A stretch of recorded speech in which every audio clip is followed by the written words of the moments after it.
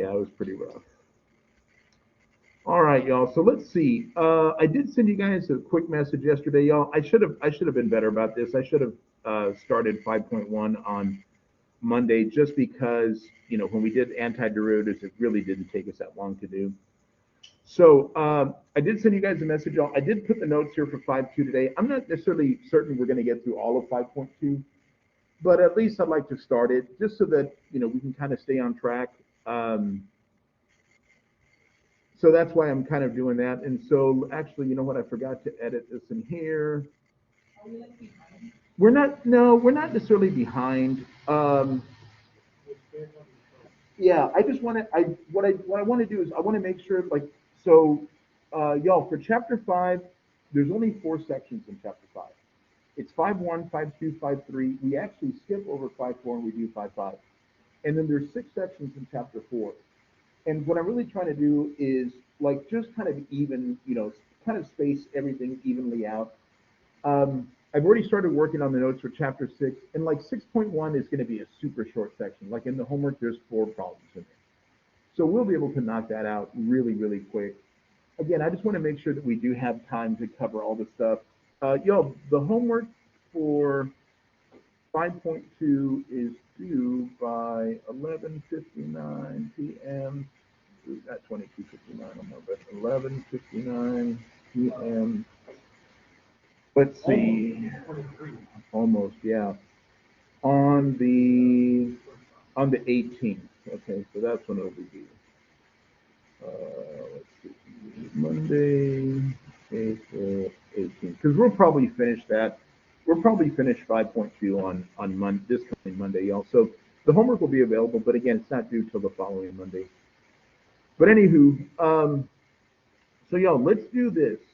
Let's see. When we were here on Monday this week, we talked about anti-derivatives, right? And really, what we were doing with anti-derivatives, y'all, were we were asking ourselves, okay, if we knew the derivative of a function, the antiderivative would be what was the original function, so that when we took the derivative, we ended up with what we kind of started off with, right?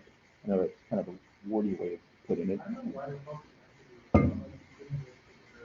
Well, it's kind of the same sort of concept, right? But what we're going to do today, y'all, we're going to talk a little bit about approximating areas, and so when we were here on Monday, we talked about antiderivatives. We talked a little bit about integrals as well. And so what we're going to do today, y'all, we're going to talk a little bit about approximating areas. So the objectives we have today is we're going to use sigma or the summation notation to calculate sums of powers of integers. We're going to use the sum of rectangular areas to approximate the area under the curve. And we're going to use something called Riemann sums to approximate area. So sigma notation, y'all, is, get my pen going. Sigma notation, y'all, is that notation right there. It's that's the Greek letter sigma. That's the capital sigma right there. All that means is I'm adding. So I want you to notice what we have here. I talked a little bit about this, y'all, on Monday. But if I'm adding the numbers like 1 plus 2 plus 3 all the way up to 20, one way we can write it is we can say, look, we're going to add up. Let me zoom in so it's easier to see. We're going to add up I from I equals 1 to 20. That's what that notation is telling me. That Greek letter sigma, the one that looks like this, means to add. Okay, that means we're going to add. So we're going to add up this variable I when I goes from 1 to 20. That's what that is telling me right here. I'm sorry?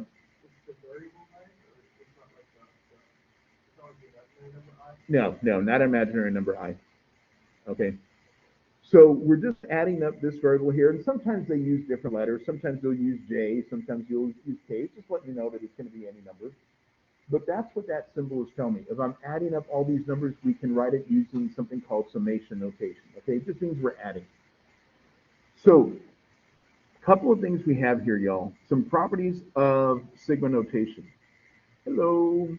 Let's see. It says let A1, A2, all the way to AN and B1, B2, all the way to Bn represent two sequences of terms, and let C be a constant. The following properties hold for all positive integers n and m, where both n and m are bigger than 1, okay, and m is going to be somewhere between 1 and n. Okay, so let me explain what I'm talking about here, y'all. If we're adding up a constant n times, think about what that means. I'm adding up the number 5. I'm going to do it something like this. Okay, how many times am I adding up the number 5? 3 times. It's just saying, isn't that the same thing as 3 times 5, which is 15? And that's something we've all known, right, forever and a day, right? We're adding up that number so many times. That's what this little formula here is telling me. If I'm adding up a constant so many times from I equals 1 to n, it's just the same thing as taking that constant times whatever number that's going to be, right? But again, that's something that we've known, right, for the longest time. That's how we were introduced to multiplying when we were back like in 3rd grade, 4th grade, whatever it happened to be, right? Okay, the second thing says, if I'm doing a summation, y'all, of something called C times AI, what that means is I'm taking a constant times my summation part.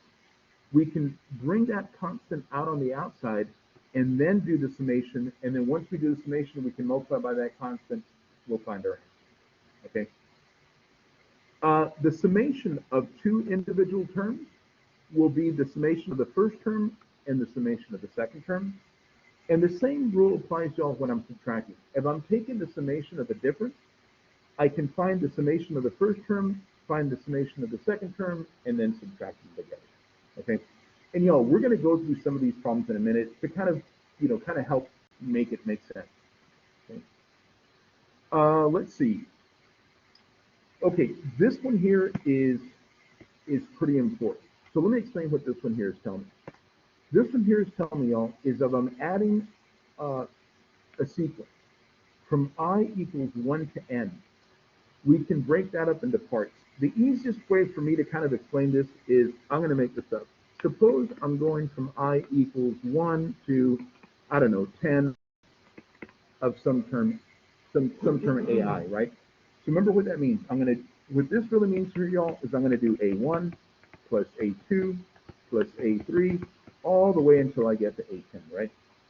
Because what I'm really doing here, y'all, is I'm plugging in the numbers 1, 2, 3, 4, 5, all the way till I get to 10, okay? What this rule tells me is what we can do is we can break it up like this. Let's go from 1 to 10 of AI. We can say that's, say, the same thing from 1 to, I don't know, give me a number smaller than 10 but bigger than 1. 5. We can do that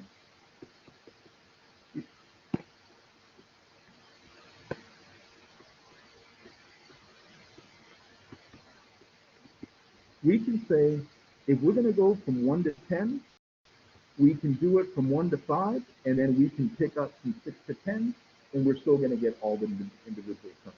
You know what I mean? So if I'm counting from 1 to 10, and again, it's not that big of a leap, but think about it this way. If you're adding up all these terms from A1 all the way down to A10, we can say, look, why don't I break that up from 1 to 5, and then I'll pick up again from 6 to 10, because I'm really still going to get 1 to 10. Now, the reason why, and you might say, okay, like, I understand that, but why do I need to know it? One thing I want you to notice about all these problems, where are we starting off at? What's my first initial counting number at? 1. Sometimes when we don't start at 1, then we want to use this property right here, okay? And I'll show you, we're going to do a problem like that in a minute. I'll show you what I'm talking about. Okay? So let's see. Y'all, the other day when we were here, I told you guys about that one mathematician that they told them, what's 1 plus 2 plus 3 all the way to 100, and he did that problem. Remember I was telling you about this other day? Okay, here is the sum of when I'm adding counting numbers. Like if I'm going 1 plus 2 plus 3 all the way, there is a formula for that. And that formula is right there. It's n times n plus 1 over 2. Again, notice where I'm starting off at, y'all. I'm starting off at 1, and I'm ending up at a particular value of 10. Now, if I'm adding the sum of consecutive integers squared, so I'm now adding squares. So I'm adding 1 squared plus 2 squared plus 3 squared, all the way to some particular value n. N can be any counting number, y'all. So n can be 2, n can be 75. There is a formula for that as well. It is n times n plus 1 times 2n plus 1 over 6.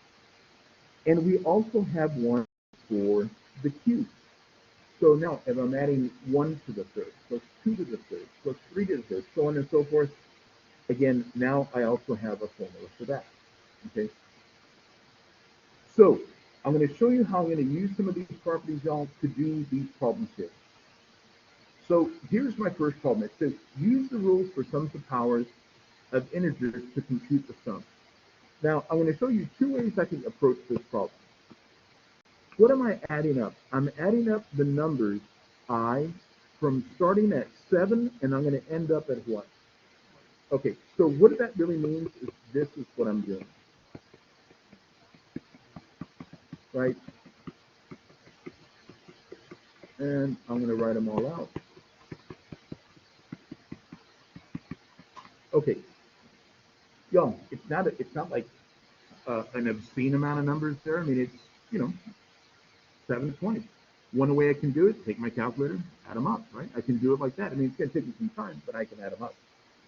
Now, one of the properties I talked to y'all about before, y'all, was I want you to notice, look where I'm counting here. I'm starting at what number? Starting at 7. And all the formulas that I had really started at what? At 1, right? Okay, let me ask you a question. If I wanted to know this part here, right? I know I'm not starting off at 1. I am actually starting off at 7 in my problem. Couldn't I say that if I'm going to add up the numbers from 1 to 20, couldn't I say that's really the same thing as adding up the numbers from 1 to 6, and then starting off at 7 and going to 20? Wouldn't that be the same thing? Because that's really what I'm doing, right? Okay, now, y'all, I want you to notice something. This right here is what I'm trying to find, right? I have a formula, or I should say we have a formula. Look what happens when we're counting our numbers, starting at 1, going to a particular value of n. The formula says n times n plus 1 over 2. So if this formula here, y'all, I'm just going to write it down right here so it gives me a little bit of space. N over n plus 1 plus 2. What I want to ask you is, what is my value of n here? 20, right? So look what I'm going to do here, y'all. I'm going to come back over here, and I'm going to say this is going to be 20 times 20 plus 1 would be 21 over 2. And that would be equal to, let me come back and look at this part. What is my value of n here? 6, right? So then I'm going to say, okay, well, that's 6 times 6 plus 1 is 7 over 2, plus what it is I'm actually trying to find, which is the sum starting from 7 to 20 of that part, right? Now, I bet you we can do this part easily. So 2 goes into 20 10 times. Anybody know what 10 times 21? 210, okay? Equals, let's see, 2 goes into 6 3 times. What's 3 times 7? 21 plus the summation from I equals 7 to 20 of I. And so now if I want to solve for this guy right here, don't I just need to subtract 21? Let me turn this guy on. There we go. And let me take 210 minus 21, and I'm coming up with 189, right? And there's my sum, 7 to 20 of those numbers right there. Now again, y'all, I want to point something out. I wrote this step right here because I wanted to visually understand what it was I was doing. I said, okay, well, look, I'm counting from 7, and I'm going to 20, and I'm just adding those numbers up, right? So I think this is a good way to at least get an idea of what it is I'm trying to do, right? And then I can say, well, look, if I'm going to add up the numbers, I know I'm starting off at 7, but if I wanted to start at 1, I would go to 1 to whatever this number happens to be. And the way I would break it up is I would say, look, let me go from 1 to 1 less than that number, and then start at that number and go all the way, right? Now, again, when it's something like starting at 7 and going to 20, hey, if you want to just take 7 plus 8 plus 9 all the way to 20, by all means, you can do that. But if it starts off like it says 15 and it goes to, I don't know, 211, I definitely don't want you to have to write all that kind of stuff out, right? And this is kind of the reason why we would approach it this way. Does that make sense so far, what we're doing? Okay. So,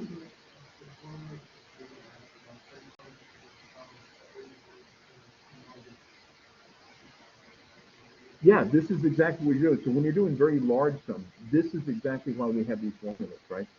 That's right.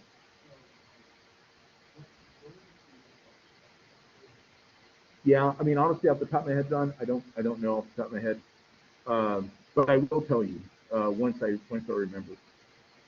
Okay, so look, y'all. Here I have another problem, and it says, okay, so look at this one, y'all. We're adding up this sequence, these terms AI. What this piece here is telling me is that if I add all the terms from A1 to A116, the answer that I would get would be negative 22. That's what that means. If you add up all those little AIs, so A1, A2, A3, all the way to A116, the number we get is negative 22. What this portion here is telling me is if I add up all the little sequences BI, so B little 1, B little 2, B little 3, all the way to B116, the number that I come up with is 1, right? What we're trying to figure out is how would I evaluate this? So there are a couple of formulas or a couple of properties that we can use. The first one says we can write this as the sum of 25 AI from 116 minus the sum of 116 of negative 25, oops, not a negative, there's already a minus there, 25 BI, okay? So the first thing I'm doing, y'all, the first property is if I'm subtracting that difference, I can write it as the sum of the first one minus the sum of the second.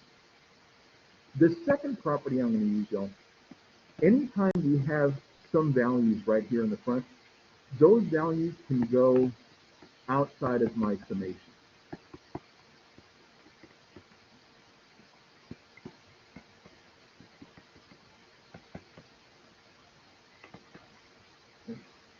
So I'm just bringing out that factor of 25 on both of them. I'm bringing out that factor on both.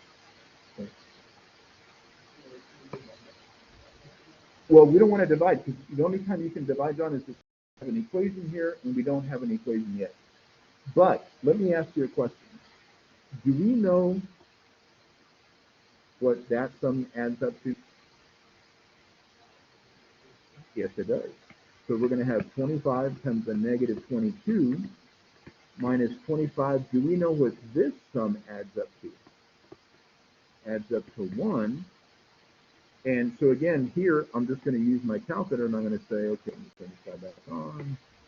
Put 25 times negative 22 minus 25 times 1 is still 25. So I'm coming up with a negative 575. Okay. So again, what I'm really doing here, y'all, I'm breaking up my sums. I'm taking those sums and I'm breaking up into smaller pieces, pieces that are going to be hopefully more manageable, okay?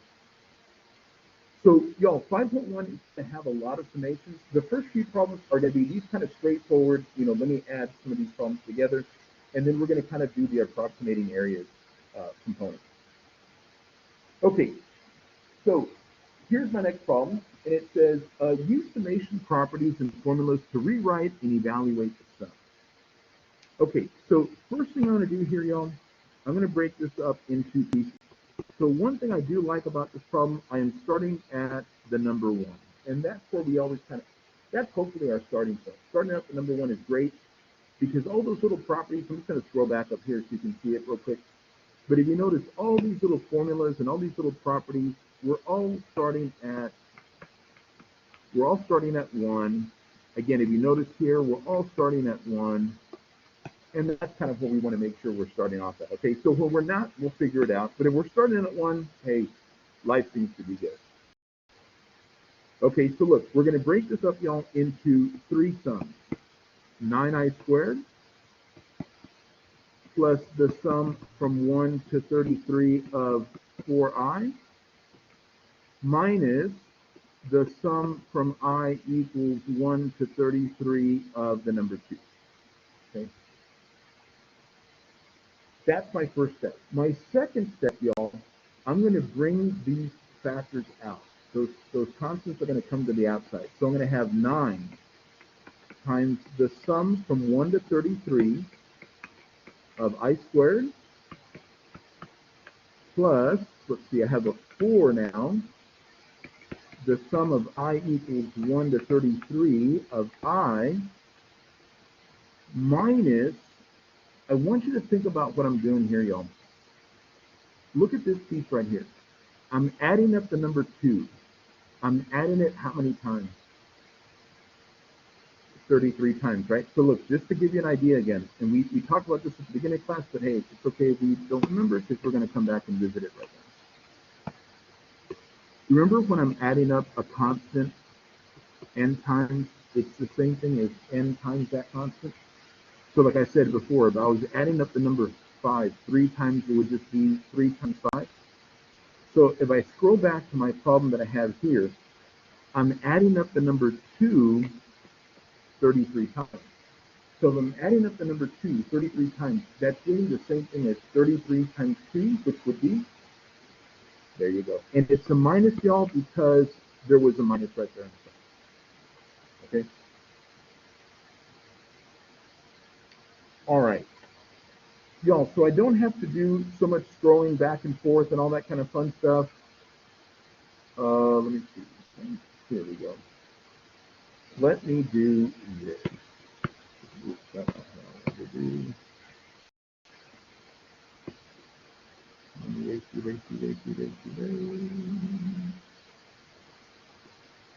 Go. And let's try this.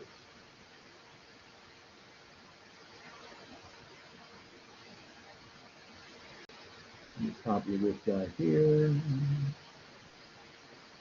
And let me do a little paste if I can.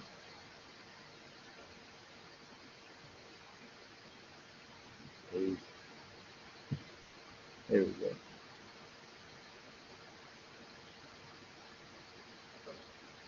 OneNote is going really slow, and I don't know. I think, you know what I think it is? I think I have too much stuff in this one.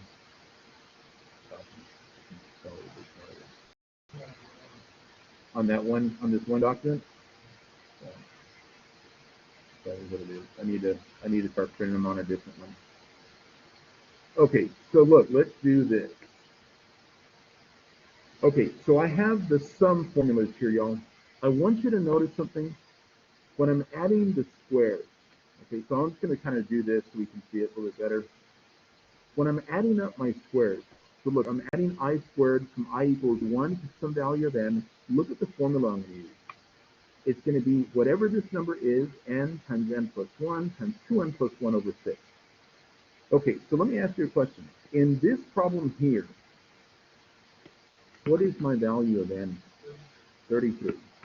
Okay, so look, y'all, what I'm going to do, I'm actually going to write out the little part of the formula. So I'm going to put a 9 right here, and I'm going to put an n plus 1, 2n plus 1 all over 6, and then we'll come back and we'll plug in our value of n in a second, okay?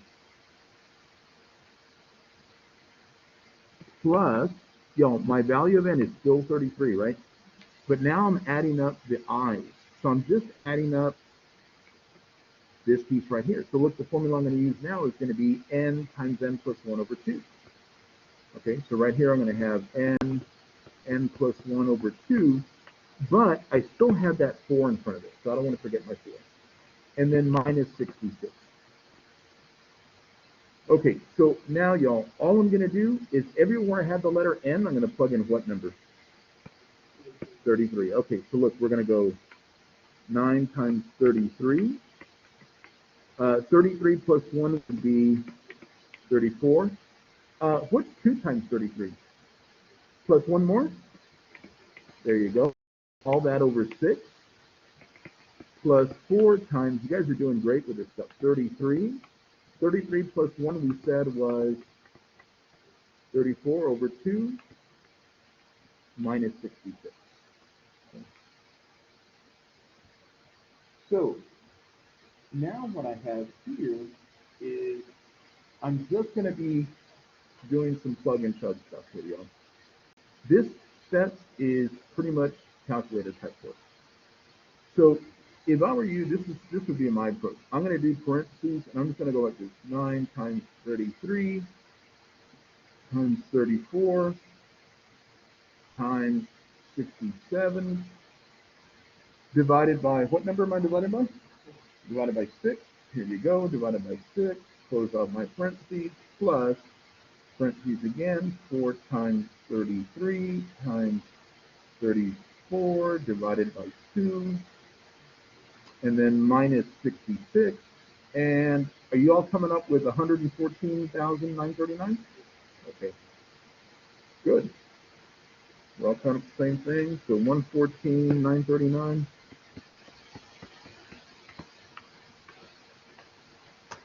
And there we go. And y'all, again, if you think about it this way, this is a much faster approach than if I were to do 1 squared plus 2 squared plus 3 squared plus 4 squared all the way to 33 squared, and then take that number and multiply it by 9, and then go 1 plus 2 plus 3 all the way to 33 and multiply that by 4, and then add those two numbers together and then subtract 56. We definitely have a much better approach on how to do these type problems, right? And again, I'm just using these little formulas that I have over here on the right because that's what's helping me do this portion, right? Of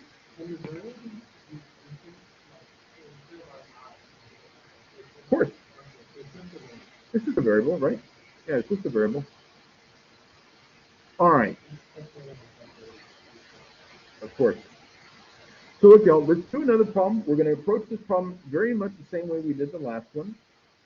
And so I want you to notice what I have here. We're taking the sum of the expression 2i squared minus 5i. Okay, so the first thing I'm going to do here is I'm going to go from 1 to 26. The first thing I want to do, I want to simplify this part. 2i all squared, wouldn't that be the same thing as 4i squared? Minus the sum from I equals 1 to 26 of 5i. Okay? Yo, just like we did previously, I'm going to go ahead and bring out those constants.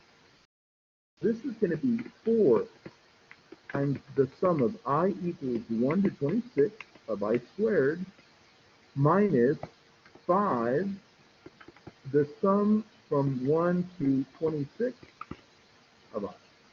Okay?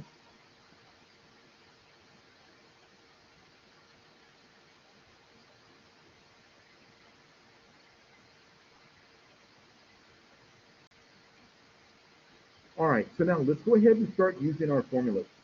So, y'all, I had it right up here before, so I'm going to use it again. This portion right here tells me how my formula is going to look like when I'm adding my squares, right? Because we were adding squares before, right here. So this portion right here gives me that part of the square. So it's n times n plus 1. It's the same formula that I have over here, right? The n times n plus 1 and 2n plus 6 right there. That's the same formula that I have right here. So let's go ahead and write that down. So let's see. We're going to have 4n, n plus 1, 2n plus 1, all over 6. John, I'll get with you in 1 second. minus 5. Look, y'all, this portion right here tells me the formula when I'm adding up integers, consecutive integers. So like 1 plus 2 plus 3 all the way to a particular value n. That is going to be n times n plus 1 all over 2. And the question that I have for you guys now is, what is my value of n in this particular problem? Anyone know? 26. Very good. Okay. So let's go ahead and start doing some plug-in and chug-in here. Let me see. I'm going to have 4 times 26. 26 plus 1 is 27. Does anybody know 2 times 26? Plus 1 more? 53. Good. All of this is over 6. Minus 5 times, we said n was 26, so this is going to be 26. 26 and 1 more is 27, all over 2. And now, again, at this stage, y'all, I'm just going to use my calculator to figure out what we got. Let me turn this guy on, let me clear it.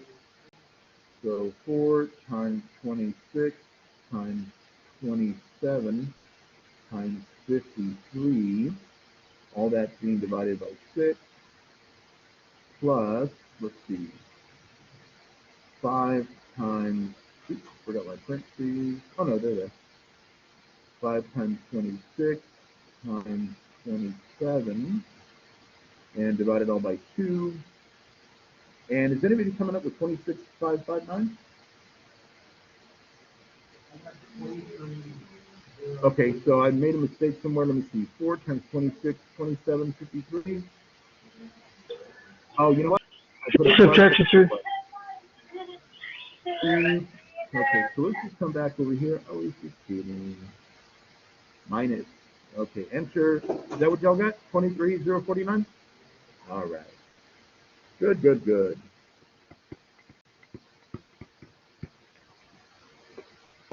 And we're able to figure this out, right? So let me ask you a question, guys. Is it making sense on how to do these problems so far? Very slowly, but yes. I think.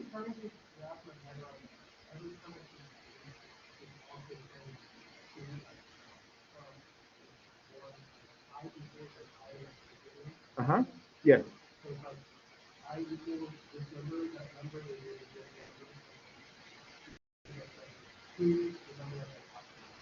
Yes, it's the sum, right? Yes, and so that's why the first thing I wrote up here, y'all. Let me see. Come back to the top. Oh man, where is it? Here we go. What does that sum mean you're doing? Yeah, right. It's the sum. That little symbol, that Greek letter sigma, means the sum. It means you're adding, and you're starting off from this number, and you end up at that number there, right? This I right here? Well, look what it's doing. It's adding up the numbers 1 through what?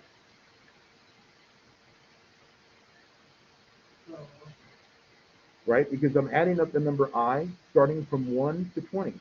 So what does that mean? Write down the number 1, write down the number 2, write down the number 3, all the way to 20, and you're adding them all up, right?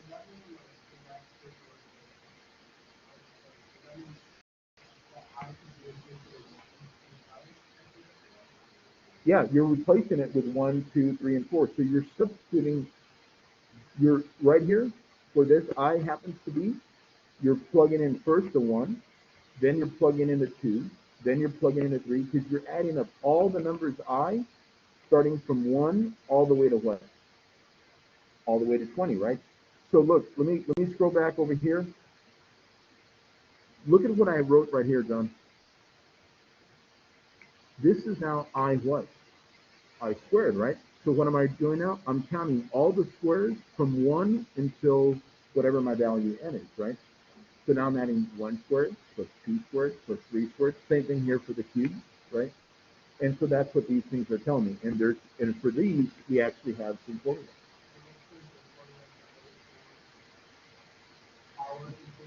I mean, is there? I don't know if there's one for every single power, but at least I know there's one for 1, 2, and 3, right? So I know I don't necessarily know if there's one for like I to the 5th. I don't know that there is. I mean, there could be. Yes. There's no fourth dimension Well, in where you live. there is. So when you guys, it's similar. So like Jennifer's talking about, she's going to be a math major. At one point, Jennifer is probably going to take a class called topology, and in topology we do multi-dimensional type stuff. So not just, yeah, Thank goodness I read that. yeah, yeah. It was. I'll tell you this, guys. When I took topology in college, it was actually like my favorite class that I took.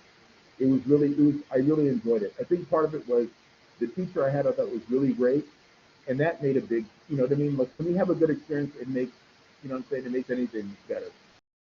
And so I definitely enjoyed that class there. After my friends like coming to the White House, There you go. that was tricky. All right, so y'all, let's take a look at the next one here. Now, guys, I don't have a formula for the powers of two, okay? But that's okay. Remember what the things I'm going to do. If I'm adding up 2 to the power k, starting from 1 to 4, doesn't that just mean I'm going to add 2 to the first power, 2 to the second power, 2 to the third power? Where am I going to stop? That's all that it really is, okay? Now, this is easy enough for me to say, look, right? So now I can just do this. Let me bring this over. Let me turn it on.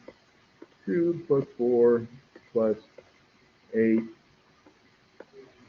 16. So I'm coming up with 30. Right. Now, again, y'all, in your homework, the numbers you should have, like when we don't have a formula, the numbers should be reasonable. Okay, they should be reasonable numbers. I mean, I don't think you're going to have anything from like 1 to 75 or anything like that. You know, they'll be strong numbers. Okay. Let's see. Let's try another one here. Now, y'all, I want you to notice something on this problem. Where am I starting off at? Okay, so again, we don't really have, you know, in all the sum formulas we've been talking about so far, we've always been starting off at 1. Now we're starting off at 0. Let me ask you a question. If we're going from 0 to 3 of k squared plus 1, could you tell me what would that look like? What's the first thing I would plug in? 0. So wouldn't we say 0 squared plus 1? And then we're going to plug in what number? 1 squared plus 1. And then we're going to plug in 2 squared plus 1. And then we're going to plug in 3 squared plus 1. And problems like this, y'all, the numbers should be relatively small enough to where you can do this, you know, just simple calculator type stuff. You know, I don't think you're going to have anything from like 0 to, 19 or anything like that. But let's see. I'm just going to do some of these calculations quickly. So 0 squared plus 1 is still 1. 1 squared plus 1 is 2. 2 squared plus 1 should give me 5. And 3 squared plus 1 should give me 10. And so if I were to add those numbers up, everybody agree I'd come up with 18? Yeah. Okay. So what we've done so far, y'all, is just a little bit about something that we call summation notation. Okay. Now, the reason why we introduced that summation notation is we now begin to talk about approximating areas. So it says, we now have the necessary notation. We can return to the problem at hand, approximating the area under the curve. Okay, so let's talk about how do I find the area under the curve. Let f of x be a continuous non-negative function defined on the closed interval from a to b. We want to approximate the area A, bounded by f of x above, f of the x-axis below, and the line x equals a on the left, and the line x equals b on the right. So we're trying to find the area, y'all, in this kind of bluish region, right? We'll talk about that, yes, but it is going to be that. Okay. So when we do something, y'all, we have these 2 rules. One of them we call it left end approximation, and one we call right end approximation. What we do, y'all, is we take a look at a graph, and if we're going to find the area, we make these little rectangles. We use something called left endpoints. So what we do is once we decide how many little rectangles we're going to use, okay, we use what we call the left endpoints to make those rectangles.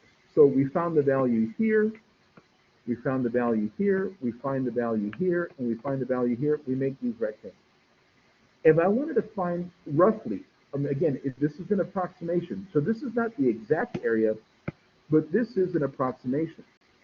If we found the area of each of these rectangles, we have almost found the area underneath this curve between here and here. You can see that, oh, look, well, we're a little shy, right? We're a little bit too short, but we found what we call an approximation. There's two approaches, or actually three approaches, y'all. But one approach is let's find these what we call left endpoints. Sometimes, like in this picture, y'all, we're actually underestimating. You can see there's like those little spaces. There's something called a right endpoint approximation. So now, instead of finding, I still have my rectangles, but instead of doing my rectangles starting here, my rectangles are using these points. And you can see that now what I have is actually a little bit of an overestimation, right? But this is how we can approximate areas. Again, y'all, it's an approximation. So it's not an exact value, but it's going to be an approximation. Yes, it definitely is. Yeah. And we'll talk about that in a second too. So, yo, what we're going to do for the most of 5.1 is we're going to figure out how to do these areas using both left-hand approximations and right-hand approximations. And all we're doing, y'all, is we're finding the areas of rectangles and we're adding them up. And probably, I want to say probably when we were in junior high, I want to say it was probably the first time we were exposed to how do you find the area of a rectangle. Probably like, I want to say, some of us maybe as early as fourth or fifth grade, but definitely, I would definitely say by sixth or seventh grade, we knew how to find the area of a rectangle. And all we're really doing here, y'all, we're finding the areas of these rectangles, and then we're just adding them all up together, okay? So let's take a look here. I got a problem that I want us to do, and it says, approximate the area under the curve graphed from x equals 1 to x equals 4 using what we call left endpoint approximations with 3 subdivisions. Okay, so let me tell you what it is we're really going to do here. And I want to say, did I? Yes. I just kind of enlarged the graph for us too, y'all. Again, I took this directly from my open math, so all I did is click the little magnifying glass. But I want you to notice where we're going to start off. We're going to start from x equals 1, and we're going to go to x equals 4, okay? So let me get to the expanded graph because this looks a little bit better, okay? So we're going to start from 1 to 4. That's going to be my, kind of like my boundaries here, okay? So we're trying to find the area here. That's really the area we're looking for, okay? Now, it told me something in the directions for the problem, y'all. It said, let's do this using, here we go, 3 subdivisions, okay? So the first thing we're going to do, y'all, if we're going from 1 to 4, the first thing we're going to do is we're going to find the difference between 1 and 4. So the difference between 4 and 1 gives me, what, 3? Okay, since we're doing this for 3 subdivisions, we're going to divide by that same number. Okay, we're going to divide by 3, and that's going to tell me the length of or the width, I'm sorry, of each of those rectangles. Each of these rectangles, y'all, is going to have a width of 1. In general, y'all, just to give you like a general formula, this piece here, that number is always going to be A. That number there is always going to be B. The way we can find the width of our rectangle, the width, is we're going to take B minus A divided by however many subdivisions it tells me. And sometimes it'll tell me like 4 rectangles, 5 rectangles, whatever that happens to be. So in this case, we said, look, let's do 4 minus 1, which was 3 divided by 3. So the width of my rectangles are going to be width 1. So let me go back to the zoomed in version, okay? So the width of my rectangles, y'all, is going to be 1. So from here to here, that's 1. From here to here, that's 1, right? Now, y'all, we're using what we call the left endpoint. So what I'm going to do is I'm going to start drawing this rectangle here.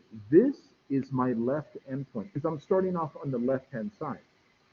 What that means is that that rectangle is going to look like this, okay? Now, when I draw my second rectangle, again, I'm starting on the left-hand side. I'm going to go right here. I'm going to go like that. There's my second rectangle. And here is my third rectangle. what we're doing is we're approximating the area, y'all, by finding the area of each of these blue rectangles, and we're going to say that's kind of almost the same thing as finding the area under the curve. Okay. Now again, question: does everybody agree that the width of those rectangles is 1? Right? Because I'm going from 1 to 2 to 3 to 4. Y'all agree that the width of those rectangles is 1? What we need to do, y'all, we need to find the height. Okay. So look, let's find the height of this rectangle from here to here. Roughly. Okay. So what number would you guess if you had to guess? You're gonna 1.8. Is that okay, y'all? Okay. Let's find the height of this rectangle. What would you guys guess that one to be? 2.5. Okay. And then let's find the height of this rectangle. What would you guess that number to be? Again, it's just a guess. 3.1. Okay. So y'all, the way we find the area of our rectangles is we take the length times the width. So what we're going to do here, we're going to find the area of each of these 3 rectangles. So the first one should be 1.8 times 1. The second one should be 2.5 times 1. And the third one should be 3.1 times 1, because the width of each of those rectangles happen to be 1, right? Okay, so y'all, if we do that now, to find the total area, so first off, everybody agree that 1.8, 2.5, 3.1 times 1 is still going to give me each of those numbers? Right? Okay, so all I'm really going to do here, y'all, aren't I just adding 1.8, 2.5, and 3.1? Because aren't each of these numbers here still 1.8, still 2.5, and still 3.1? So when I added them all up together, I would say roughly my area is about 7.4, right? Yeah, and I would say square units, right? Why square units? Because area is always measured like in square feet, square yards, square inches, square millimeters, whatever it happens to be. Yeah.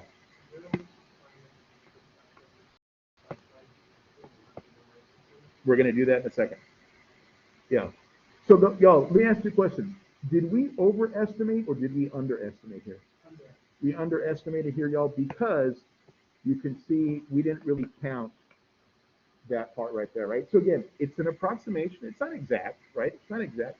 It's a guess, but it's supposed to be a good guess. You know what I mean? It's supposed to be something close to it, right? All right. So look, we're going to try this approach again. Y'all, now I have a different function.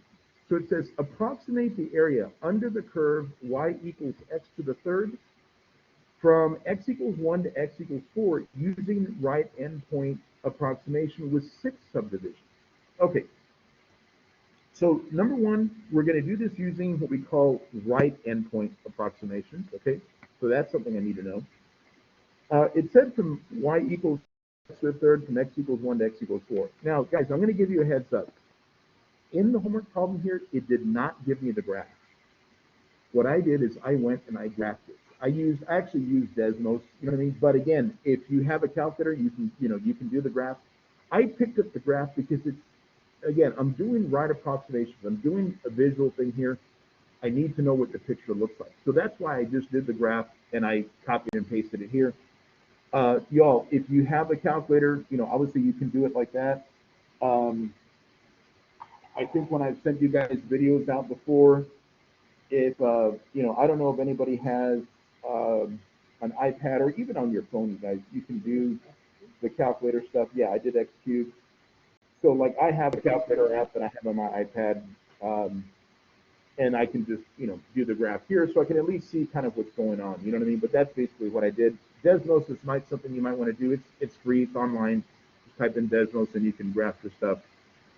But let's see. We're going to start from x equals 1 to x equals 4. So we're going to go from here to here. And what we're trying to do is we're trying to find that area right there, okay? So the first thing I need to do is I need to find the width of my rectangle. So y'all, the way we're going to do this, we're going to start from here to there. We're going to take the difference between those two numbers. 4 minus 1 gives me 3. And we're doing this in how many subdivisions? 6. So we're going to divide it by 6. So the width of my rectangles are all going to be, what, 0.5? Okay. So look, let me just clean up some of this mess here. Okay. And we're starting from 1 to 4. The width of my rectangle is 0.5. So look, y'all, what I'm going to do, I'm going to just make little tick marks right here. Okay. Now, y'all, one thing I want to mention, what kind of endpoints am I using? Okay, so this is what I'm going to do. I'm going to zoom in just a little bit. I'm going to start on, not the left one, but I'm going to start on the right one. That's my first rectangle. That's my second rectangle. Y'all see the little game I'm playing? That's my third rectangle. That's my fourth rectangle. Whoa, there's my fifth rectangle.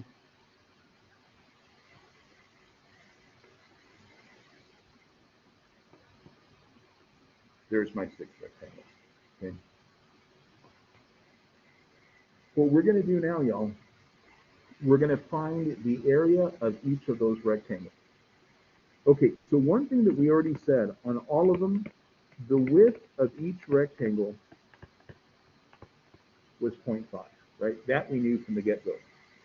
Okay, if we are starting off and we're doing the right endpoints, so remember, if this was 1 and this was 4, that's really 1.5. There's 2. Let's see. Isn't this one here 2.5?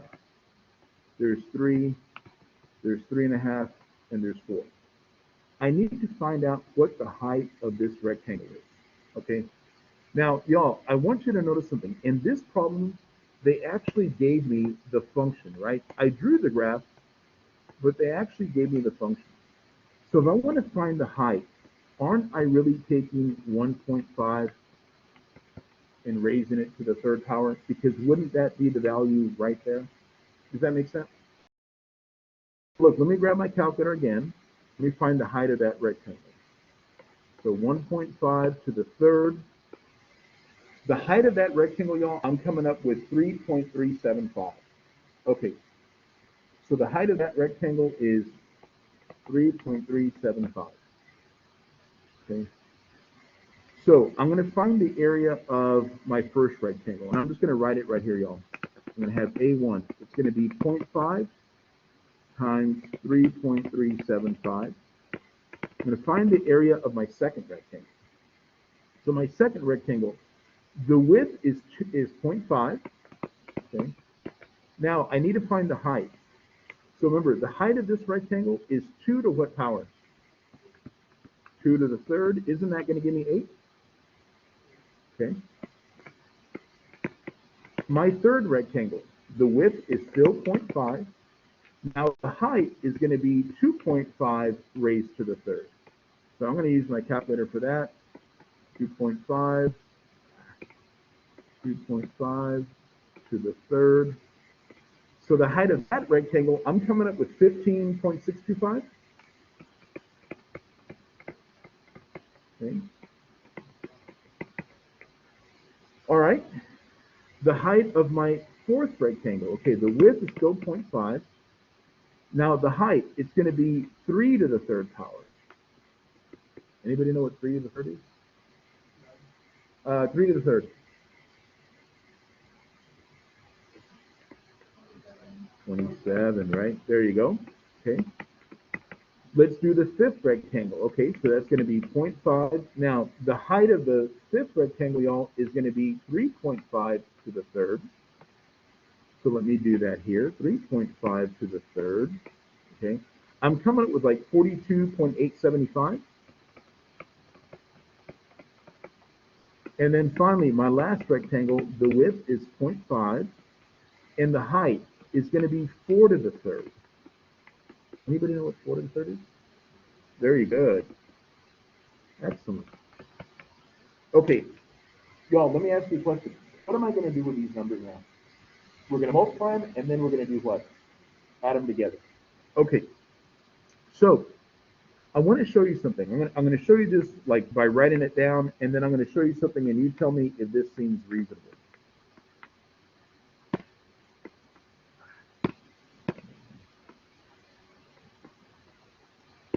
Erase. Oh my God.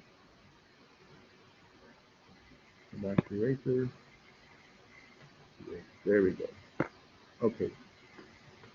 3.375 plus 0.5 times 8 plus 0.5 times 15.625 plus 0.5 times 27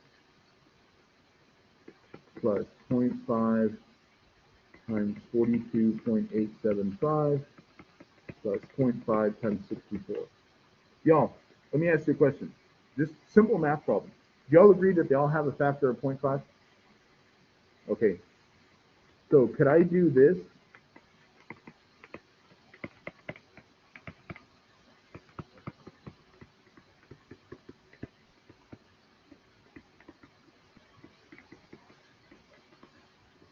Okay, because they all have a factor of 0.5. Factor out the 0.5 and add up all the numbers, add up all the heights, and then multiply it by 0.5, and then we can do this. And the only reason I say do it that way, y'all, I think in terms of doing the calculation, I think it's actually easier doing it this way. So let me try this here. Move this guy over a little bit. And my calculator back. Okay, so look, I'm going to do it like this. I'm going to go 0.5 and then parentheses 3.375 plus 8 plus 15.625 plus 27 plus 42.875 plus 64. And I already had my 0.5 in the front, y'all. So when I hit enter, I'm coming up with about 80.4375. 80.4375. Again, y'all, this is going to be in square units. I'm going to just check something right here. It doesn't tell me, like when I'm plugging in my answer, y'all, again, you can see this is just exactly what I have here. And what do we get? 80.4375. So I guess right here, when you're entering your answer in, you can just put 83.475. I guess it's not. Yeah, it doesn't. You know what I mean? The only reason I'm putting square units is because an area is always measured like in square feet, square yards, whatever. But it's just asking you for the numerical value. Okay, guys, let me ask you a question. Did we do an overestimation or an underestimation here? We did an overestimation, right? Before I go on, how do you guys feel about 5.1 so far? Does it seem doable? Seems doable? Okay, I think more than anything else, though, it's a little bit like this problem here compared to the last one. This one here was a little tedious. Like I had to do, you know what I mean? Like to do each of those little calculations. But again, I got a calculator, right? Plug my numbers in and I'm fine. I think I really just want to make sure you guys understand like the concept behind it. But yeah, it takes a little bit of time to do. All right, so look, let's keep moving along here. Again, y'all, one thing I want to mention is and I don't know if it was the problem that I did before. Maybe this one, I don't know if this one gave me the graph or not. I know for a fact this one did not give me the graph. So I don't know if the other one did. I really don't know, but I think one of them did and one of them didn't. Anywho, what we're going to do here, y'all, is we're going to estimate the area under the graph of f of x equals 1 over x plus 4 over the interval from 3 to 6 using 5 approximating rectangles. We're going to do this twice. We're going to do it using right endpoints, and then we're going to come back and do it using left endpoints. Okay? Guys, one thing I do want you to notice on the direction says report answers accurate to 4 decimal places. Remember not to round too early in your calculations. Okay, so let's take a look here. We're going to go from 3 to 6. So we're going to start from here, and we're going to end up with there. Okay, so remember, the first thing I'm going to do, I'm going to find, I can't even write today.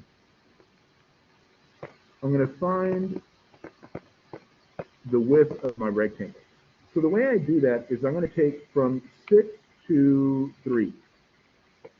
So 6 minus 3 is 3.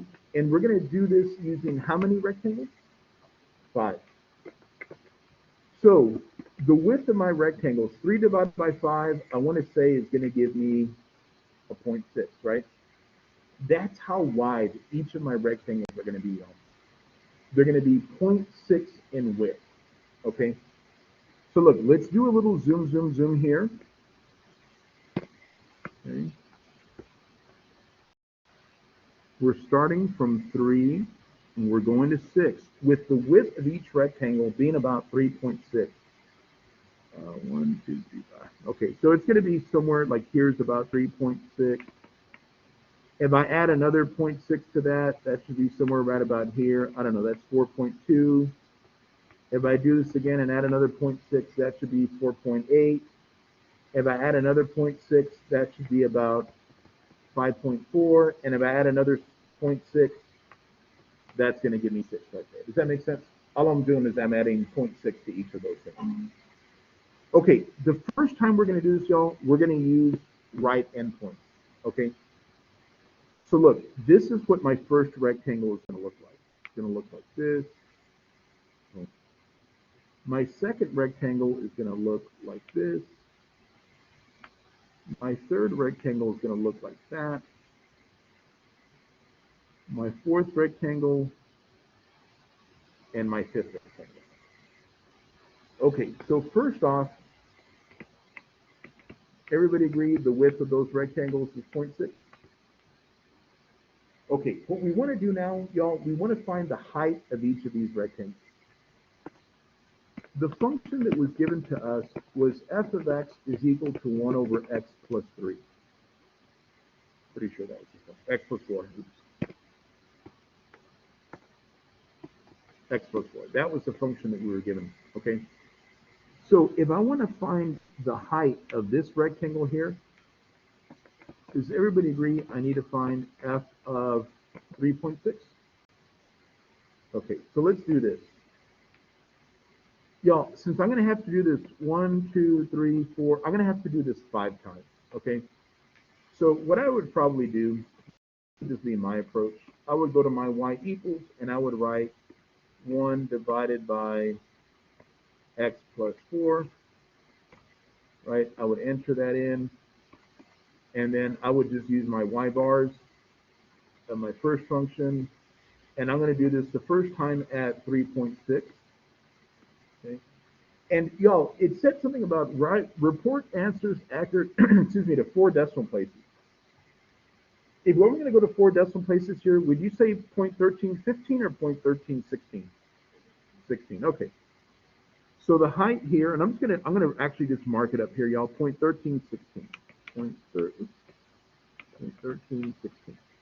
Okay, we're going to play this game again, and now we're going to evaluate it at 4.2. So second entry, 4.2. Again, to 4 decimal places, are you coming up with 0.1220? 0.1220. Okay, I'm going to do this again at 4.8, so second entry. That's why this would be my approach, y'all, just to plug it in so that I can just do these calculations easy enough. 0.1136. We're going to do this again at 5.4.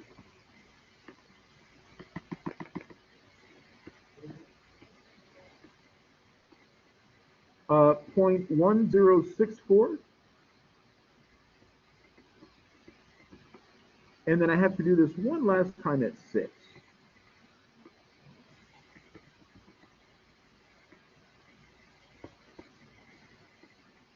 And 0.1, thank you, very good. Okay, y'all, remember how we're going to do this now. When I'm going to find the area, right, it's going to be 0.6 times the 0.1316 plus the 0.6 times the 0.1220 plus the 0.6 times the 0.1136 plus 0.6 times 0.1064 plus 0.6 times 0.1. So again, when I'm doing this on my calculator, y'all, what I would do is I would do 0.6, and then I would add those numbers inside first.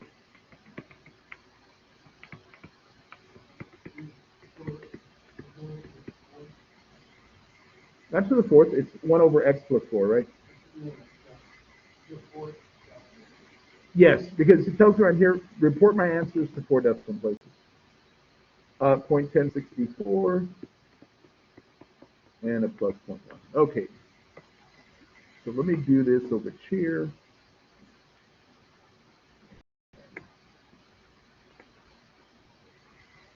There we go. Okay, so let me clear this out.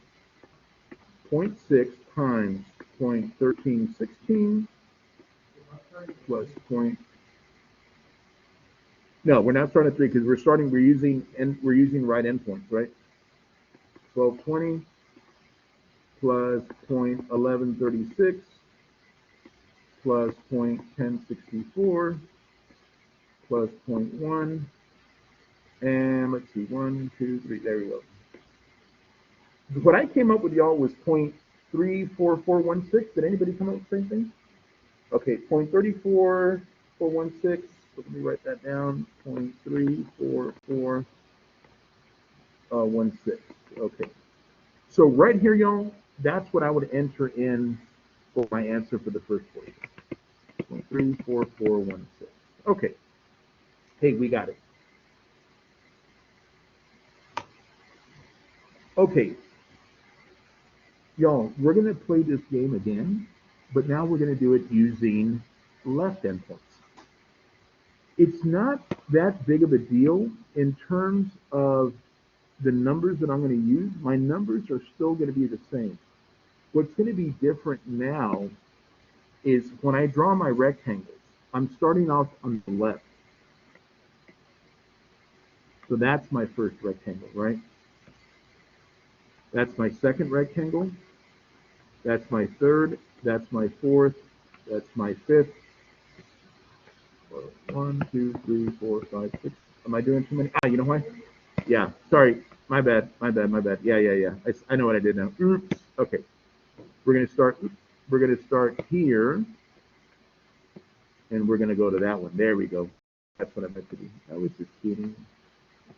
Okay, there we go. Okay. Guys, the first time we did this, I want to say we did an underestimation, and now you're going to see we're going to have a little bit of an overestimation. But wasn't this number here still 0.1316? That number there was still 0.20. This number here was still 0.11, something another 36. And this number here was 0.1064. What's the only new number I'm going to find? Evaluated at 3, isn't it? I'm just not doing this one because now I'm using left endpoints, right? So look, y'all, if I come back to my calculator and I do my y bars, right, and I plug in the number 3, and I'm coming up with that number right there. I'm going to go to 4 decimal places. Do you guys agree? 1429?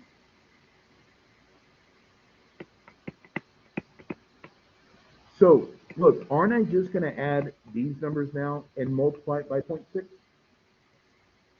Okay, so let's do it to it. So look, let's go like this: 0.1429 plus 0.1316 plus 0.1136. Can I use what I'm saying? Yeah, we can still use the y bars. And that's really what I did. When I found the 0.1429, I still did my y bars. Yeah. Good question. 0.1064. Give me 1 second, John. And I'm going to multiply that by 0.6. And so look, y'all, now I'm coming up with a 0.2967, right? I think that's what I'm coming up with. 0.1429, 1316. You know what? I forgot something. Sorry, y'all. Made a mistake. Okay, 0.1429. Forgot one of the numbers. 0.1316 because it was not giving me an underestimation. There we go, 0.1136, 0.1064, there we go. And multiply that by 0.6. Okay, now I'm coming up with a 0.3699. Again, y'all, if I look at the picture, doesn't this appear to be an overestimation based on my graph, right? 0.3699. So look, 0.3699. Remember, this is the overestimate. That's the underestimate, right? And isn't 0.3699 more than 0.34416? Yeah. So one thing I really want to emphasize here, y'all, when I'm doing these problems, when we already did the right endpoint, look how easy it was for us to do the left endpoint. We had to find it at one more value. And then we just added that one in and multiplied by our 0.6, and we were able to come up with the answer, right? Yes, ma'am. It's going to be exactly the same way. So excellent point, Jennifer. Y'all, when you're being asked to find both of them, it's going to be easy to do because once you find one, the second one is you're dropping one of the endpoints and you're using another one now. Yeah. John, you had a question for me? You okay? All right, just a second with you guys.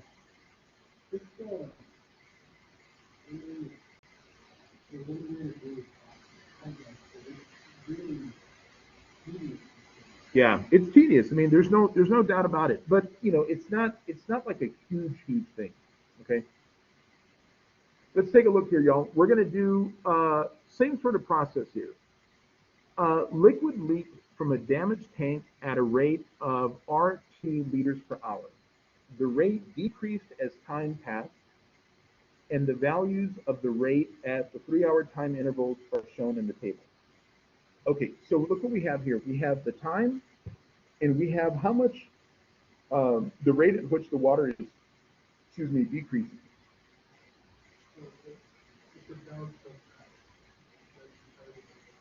Because it's decreasing, right? Yeah, so look what we have. At 0, it's 9.4. At 3, it's 8.9. At 6, it's 8.3. At 9, so on and so forth. Y'all, the first thing here is I am going to draw myself a picture. Okay, I'm going to start at 0, and I'm going to end up where? 15. Okay, so let's do this. And we're going in 3-hour increments, y'all. So 3, 6, 9, 12, 15, right? Okay, second thing is I'm going to start plotting my y values. Okay, look, at 0, we're at 9.4. So right here, y'all, I'm going to say, let's see if I can do it like this. And you know what? I don't even know if I necessarily need that right there. I'll do it like this. There we go. That's 9.4. At 3, it is 8.9. At 6, it is 8.3. At 9, it is 7.9. At 12, it is 7.4. And at 15, it's at 7. Okay? Yo, we're gonna do this problem, we're gonna do it twice. And we're gonna start drawing our rectangle.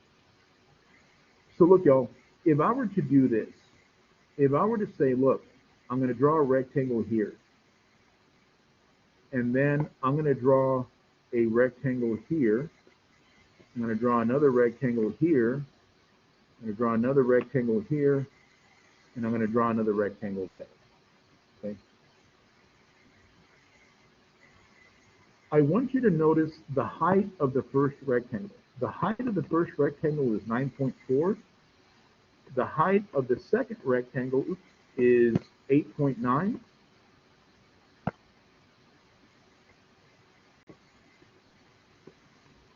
The height of the third rectangle is 8.3, that's 7.9, and that's 7.4. Guys, let me ask you a question. What is the width of each of those rectangles? How far is it from here to here? It's 3, isn't it? So far, am I doing okay? Jennifer, did I lose you? Okay, because it's going from 0 to 3, from 3 to 6. Am I doing okay there? Okay, am I okay on the height? Okay, oh yeah, okay. So the height of the first one, so the first approach, y'all, I'm doing the left endpoints, right? So look, that's 9.4, that's 8.9, that's 8.3, so on and so forth, right? Okay, so look, if I want to find the area now, think of how many rectangles I have. One, two, three, four, five. I have 5 rectangles, right? The width on all of them is how much? 3. So look, I'm going to do it like this. 3 times 9.4 plus 8.9 plus 8.3 plus 7.9 plus 7.4. Okay. All right. So now I'm going to do this step on my calculator, y'all. Okay. So look, let's go like this. Let's clear this out. We're gonna talk about that in 1 second. 9.4 plus 8.9 plus 8.3 plus 7.9 plus 7.4. Okay. Close that off. I'm coming up with 125.7. That's the area that I got doing it like this. Came up with an area of 125.7. Okay. Now, y'all, I'm going to redraw the same picture that I had before, starting at 0,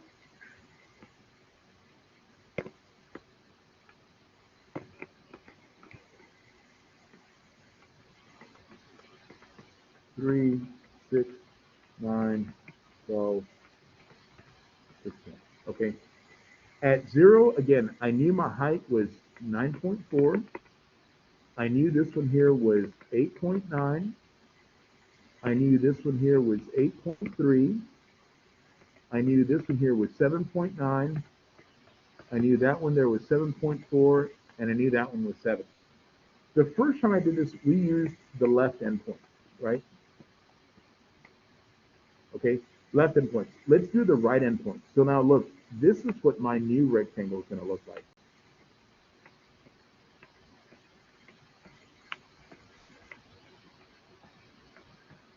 Okay, question. Do you guys agree with me that the width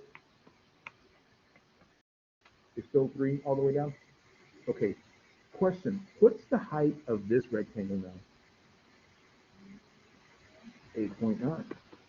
And isn't this one here 8.3, 7.9, 7.4, and 7?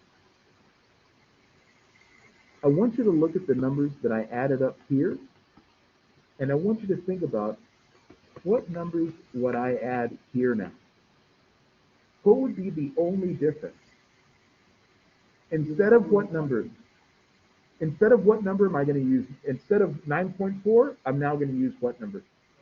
Okay, so we're still going to start off with 8.9, 8.3, 7.9, 7.4, and now we're going to add 7 to it, right? So now let's do this. Guys, on my calculator, I'm going to just do second entry, and I'm going to come back over here, and instead of that 9.4, I'm going to put a 7.0,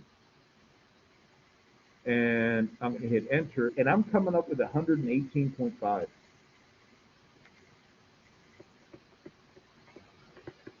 Okay, so y'all, we had two numbers. One of them was 125.7, one was 118.5. Which is the lower estimate? 118.5. And so the upper estimate is going to be the 125.7.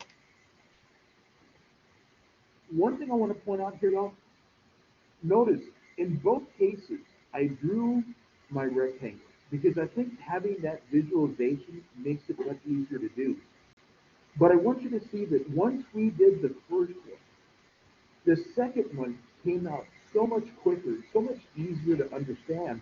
And then we could say, hey, look, I'm really just, instead of using that 9.4, I'm now taking that one out and I'm using the 7.0, right?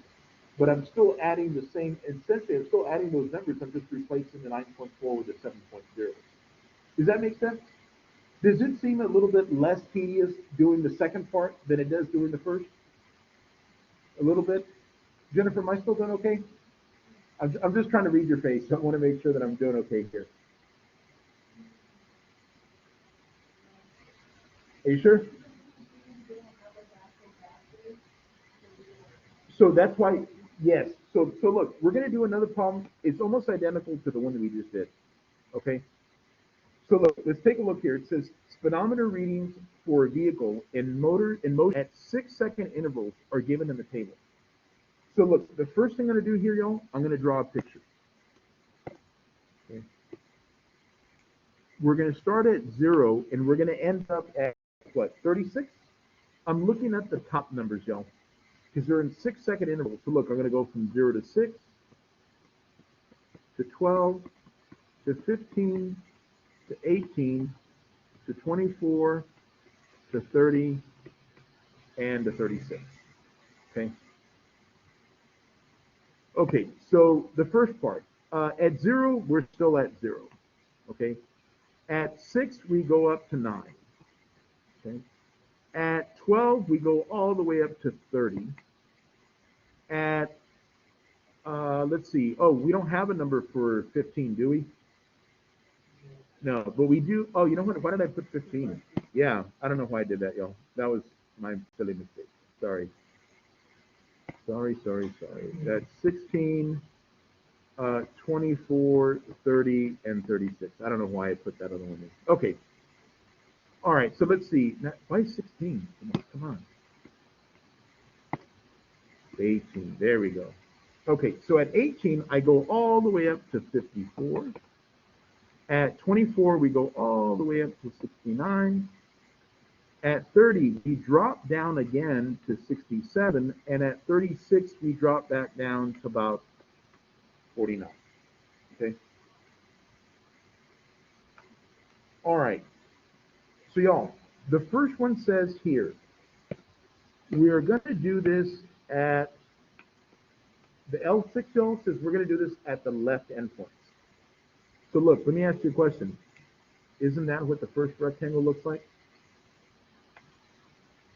Second rectangle, third rectangle,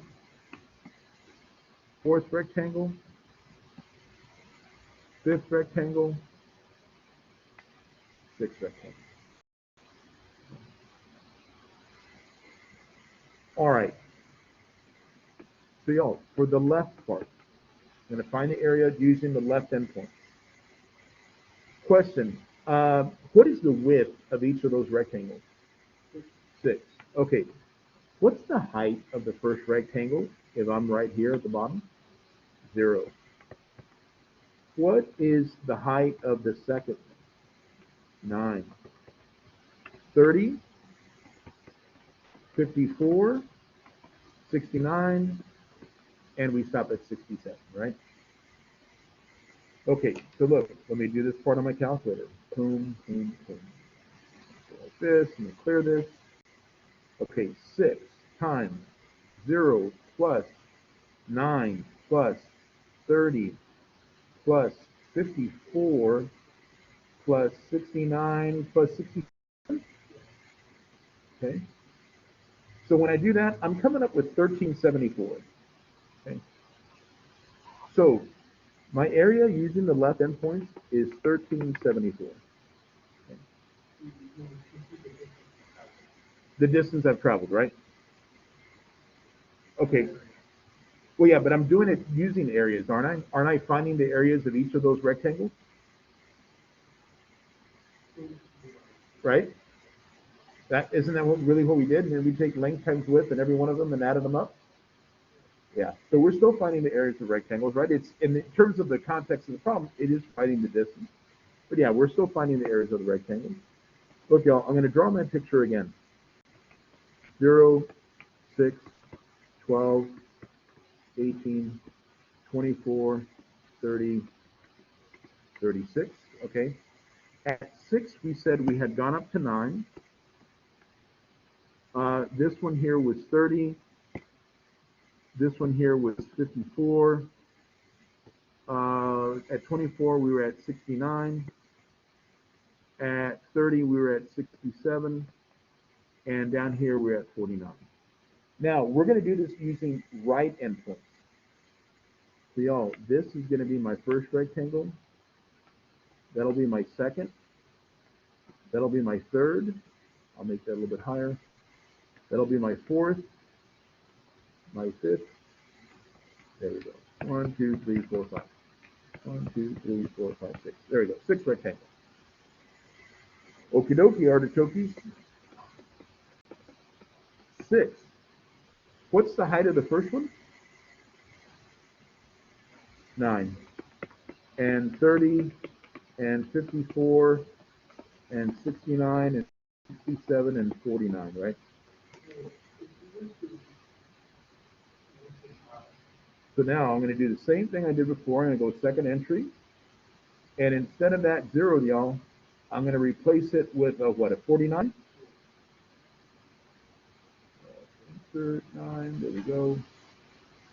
Okay. Hit enter. And I'm coming up with 1668. Yes, so we're going to go like this. 1668.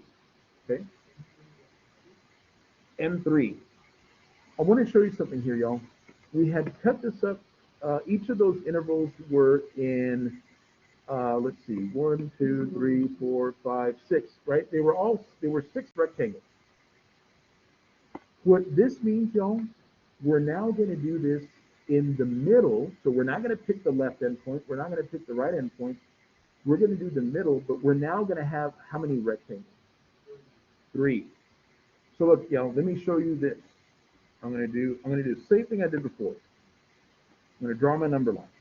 Okay, look, 0, 3, 6, 12, 18, 24, 30, 36. Okay. Now, y'all, instead of having 6 rectangles, we're going to have 3 rectangles.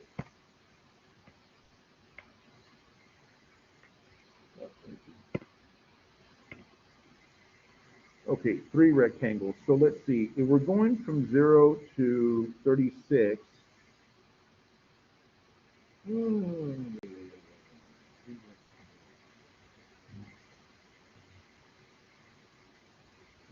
okay.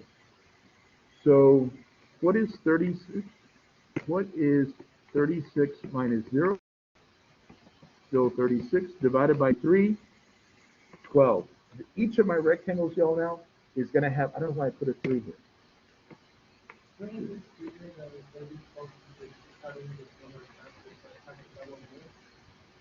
Yeah, hold on. I don't know. That's why it wasn't working out. I don't know what's wrong with me today. My head's all tired. Does that make sense? My head is tired. 0, 6. Give me 1 second, John. I'll be right with you.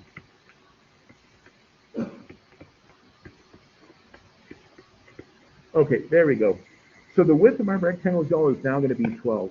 So look, we're going to do this at 12, 24, and at 36. Okay.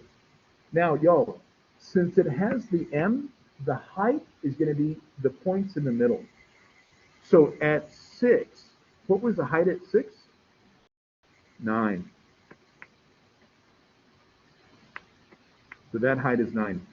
Let's see. At 18, the height was, what, 54? And at 30, the height was at 67. Okay. We're using the middle now. So the M says we're going to use now the middle. Instead of using the left endpoint, the right endpoint, we're now going to find the one in the middle. So remember, y'all, when we were doing these things, we were kind of like overestimating, underestimating. Now we're kind of finding like an average, right? So question, do you all agree that the width of each of those rectangles is 12? Okay, so when I'm going to find the area, it's going to be the width, which is 12, times each of their heights, 9, 54, and 67.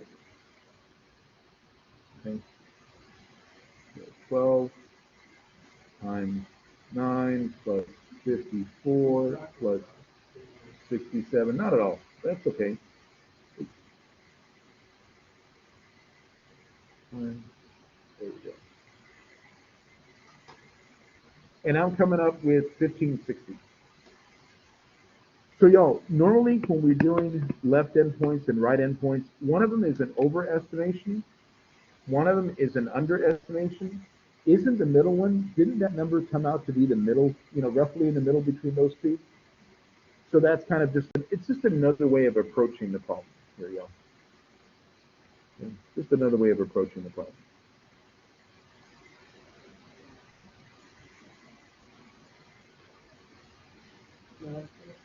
Yes.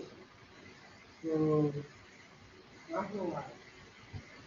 Won't this be done faster if you Yes. rotate your signal notation? Okay.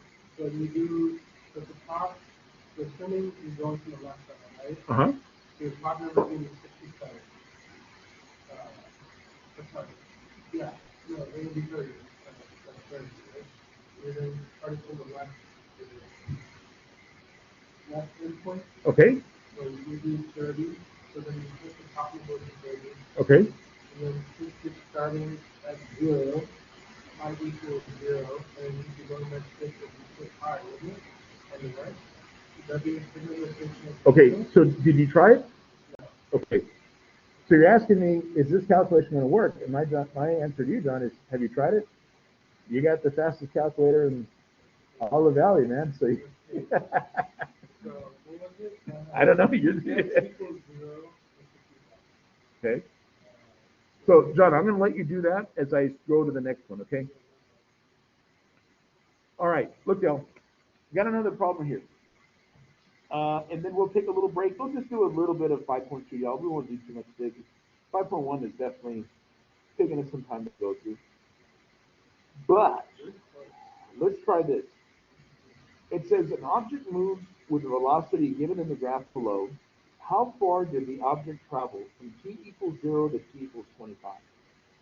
Okay, in essence, now, I want you to think about what we've been doing so far. Haven't we been finding the area under the graph in all of these problems? We've been finding areas using little rectangles. Okay, I want you to look at this one here. We're going to go from 0 to what number? From t equals 0 to t equals, what, 25? Okay, so I'm going to start from here, and I'm going to go to here. Question, y'all. All I'm trying to do is find that area. Let me ask you a question. Forget about calculus. Okay, forget about calculus right now. If you wanted to find the area between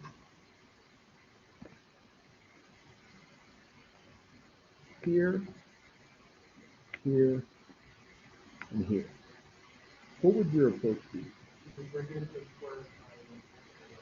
Okay, could we find the area of this piece here and the area of that piece there? Okay, so from here to here, how far is that distance? 25. Okay. From here to here, how far is that distance? 4. So the area of that rectangle, everybody will be 4 times 25, which would be 100. So far, so good? Okay. All right. Now, we're going to find the area of our triangle, which is this part right here. Okay. Anybody remember the formula for the area of the triangle? That's Pythagorean theorem. It's the base times the height divided by 2. Okay, so it's the base times the height divided by 2. Okay, so look, y'all, let me ask you a question. How much is the base? 25? Okay. What is the height of this rectangle right here? 2 divided by 2. And let's see. Let's see. So isn't that just 25? And so the area that I'm coming up with here, y'all, should be something like 125? Because we added the 2 together? right? So we're trying to find the area here of basically everything in the green. Wouldn't we basically say we're going to find the area of the blue times the area of the green, or times the area of the little triangle, and then we got them both? Let me ask you a question. Was that problem much easier to do? Yeah. Yeah? Like, not have to do estimate, you could just like find the actual shape. Okay, so let me ask you a question. Didn't we find the actual shape of each of those rectangles too? Yeah. The graph, it's a little tedious, right? I'm not gonna lie, it's a little tedious, y'all. But it's basically the same, where the approach is still the same way, right? I'm still using that same kind of approach.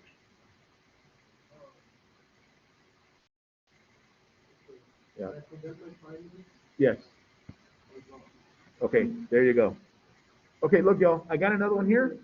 Let's do this one. Okay, so John, at the end of the day, did it work the way you were thinking? No. Okay, but no, you know why? Just to give you a heads up, are my heights increasing by the same amount? Okay. But would it work if it was? Try it. You know what I mean? That's right. You're asking these questions like, hey, if I do this on my calculator, will it work?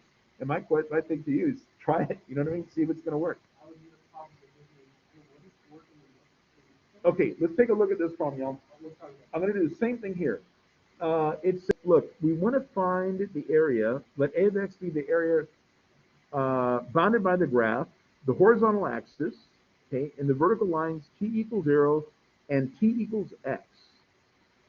For the graph below, evaluate A of x for x equals 1, 2, 3, and 4.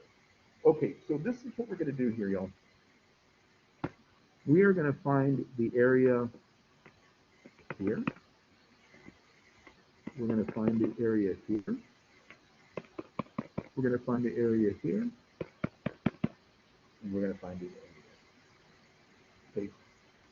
So we're going to find the areas at each of those little regions. Does that make sense? So I'm doing this from t equals 0 to t equals 4 because I'm doing this from x equals 1 to 4. So I'm really trying to find 4 little areas.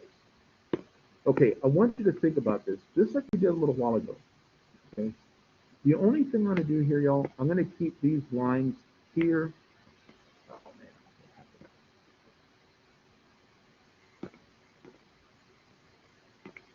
man. And, here we go.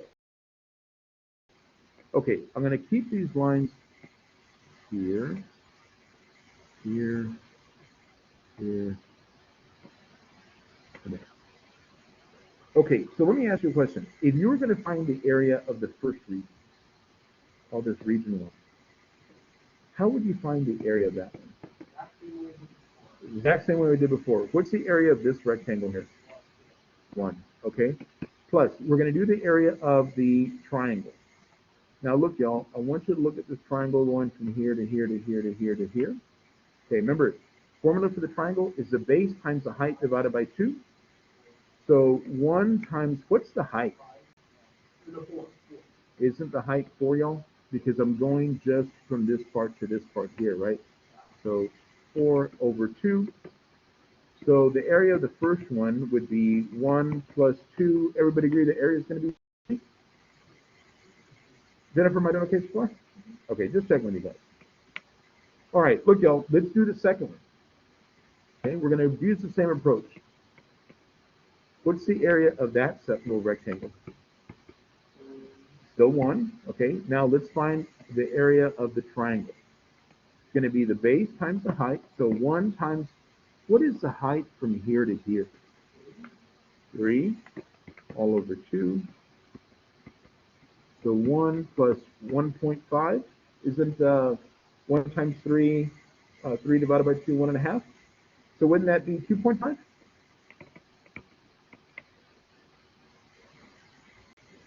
Okay. Alrighty, let's do the third one, y'all. We're looking for the area of this portion right here. Could we do this? Say, look, we got 4 little rectangles and 1 little triangle. Okay, so the area of the third one would be 4, because there's 4 little rectangles and they're all 1 by 1, plus the base times the height, which is still 1 times 1 divided by 2. So for the third one, wouldn't that just be 4.5?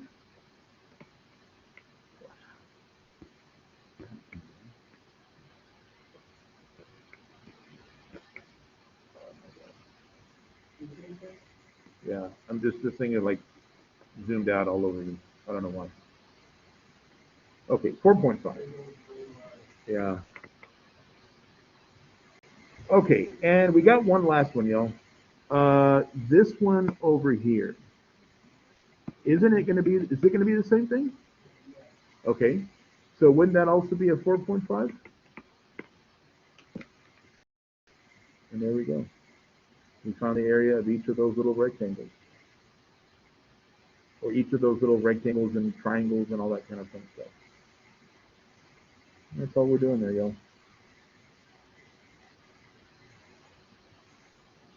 Alrighty, so look, let's do this, y'all. Let's take a little breather because we did a lot of stuff already. Let me